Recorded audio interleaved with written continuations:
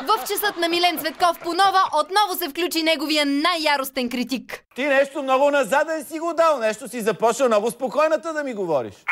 Спокойно ти говоря. Кога говоря, ти ще мълчиш, за това не ме чуеш. Как ще ме чуеш, като клепеш последно? Ти не знаеш хората да говоря, да ми само ти всичко знаеш. Инженер знаеш, доктор знаеш, аз не знам какво не знаеш. Отдавна не бяхме чували тази култова личност, Мария. Явно е насъбирал на Милен, за да се включи подобаващо. Нека си припомним първото включване на въпросния критик. Един материал от златния фонд на Господари на ефира в пълната си версия без прекъсване. Цветков, ти ли си, бе? Аз съм, кажи. Ти ли си? Ти като ти казват реклами, защо спира всичко реклами? Така като казват на другите, че това трябва да се върши, това трябва да се върши. Същия си ти бокук.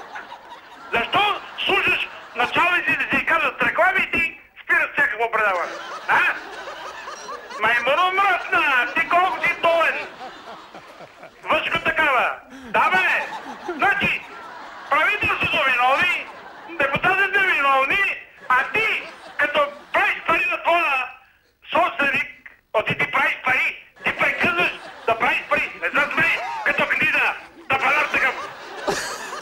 Не засмей, че ти такива като вас се мамата на България.